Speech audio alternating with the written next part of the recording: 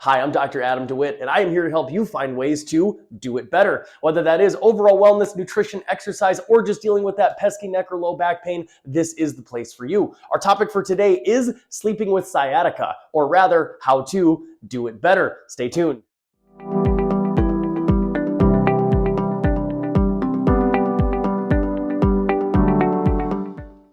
Has your stubborn sciatic pain been giving you trouble at night and you just can't seem to get comfortable? Well, here's a few do's and don'ts that I give to my patients every day where you could see some relief even as early as tonight. Our main topic of discussion is going to be body positioning. It's very important while we're sleeping that our spine stays in the best alignment possible. This is going to make it so that there's no unnecessary pressure going into those sciatic nerves that come out of the lower vertebra and go down the legs. Well, how do we do this?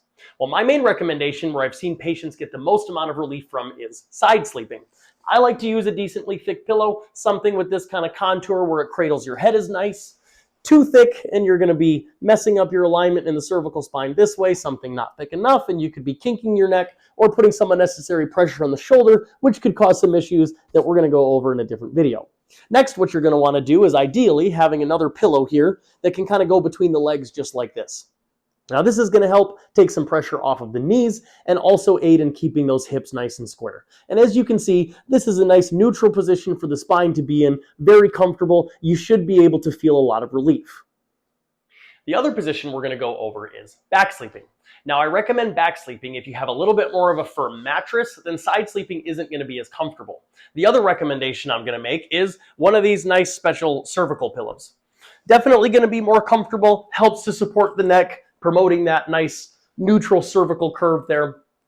The other factor that you want to consider is a potential contributor to your low back or sciatic issues could be really tight hip flexors. Specifically, your iliopsoas, probably your strongest hip flexor, is actually connected to all 5 of your lumbar vertebrae.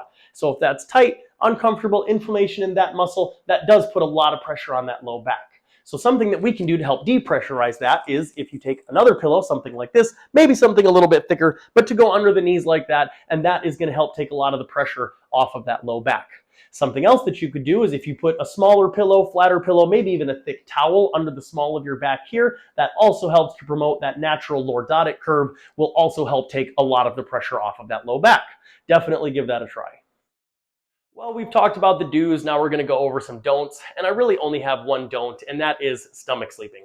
I have met people that swear that sleeping on their stomach is the only way that they can get comfortable, and although that may be helpful in the moment, I promise it is not going to be beneficial in the long run, mostly for 2 reasons. When you're sleeping on your stomach, you tend to be in this excessive extension position, and if your sciatica is in any way related to like a disc herniation, this position puts so much more pressure on those discs and is going to make it a lot worse.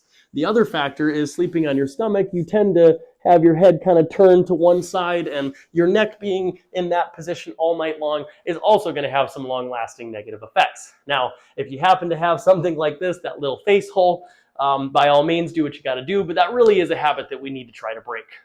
All that being said, my ultimate rule of thumb is we need to be comfortable. Sleeping is where the majority of our healing processes are happening, and if we're not sleeping, then we're not healing properly. So definitely give these a try and see how you like it. Bit of a sidebar here, if you've been dealing with sciatica discomfort for a long time, it's very likely that you're waking up very stiff. Here's a couple of tips to help you in the morning time. Now, if you're one of those people that likes to do this kind of kip thing, we're just gonna get up like this, let's maybe not. I'm gonna show you something that's less aggressive, much simpler.